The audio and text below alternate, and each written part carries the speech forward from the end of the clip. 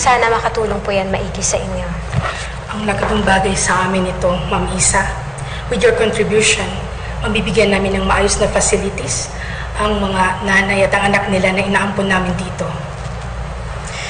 Alam niyo naman po, binibigay ko po yan dahil sa pasasalamat na rin sa lahat ng blessings na binibigay sa akin ng Diyos. Okay po. Maraming salamat po. Again, thank you po, Ma'am Isa. Sige pa, mauna na po kami. Sige po. Sige. Salamat. Sige po. Baka talaga, madam, ano? Isa kang Miss Charity. Spreading goodwill to all mankind ang peg mo talaga lagi.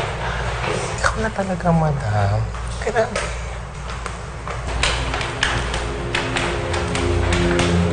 Ma'am? Are you okay? Ma'am, are you okay?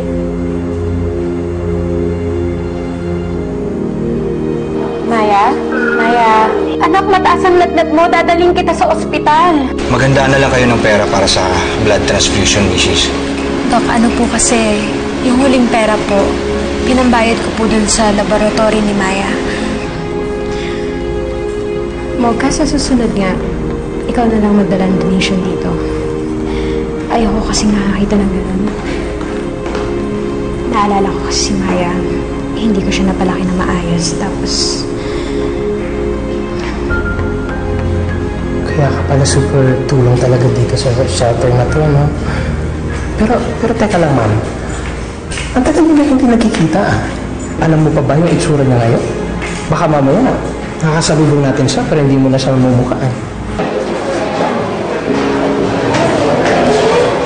Ma'am Matilda, pwede na po kayong pumasok sa office ni Doc. Ay, salamat. Alika, Catherine. Samahan mo ako sa loob. Lola, dito na lang po ako. Hindi naman po kong check upin, di ba? Noon, kamukha ko siya. Surrogate lang ako pero mas ako ang kahawig ng bata. Ngayon, malamang dalaga na siya. So, kahit anong picture na bago, wala talaga kayong nakita ngayon? Okay, I'll do that for you. Hindi, wag na, Mocha. Matagal ko nang natanggap na hindi ako yung nanay ng bata. So, what for?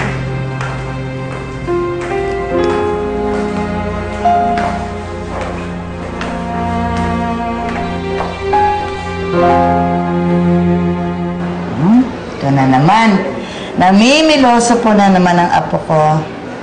O sige, dito ka lang, ha? Hintayin mo ako. Opo.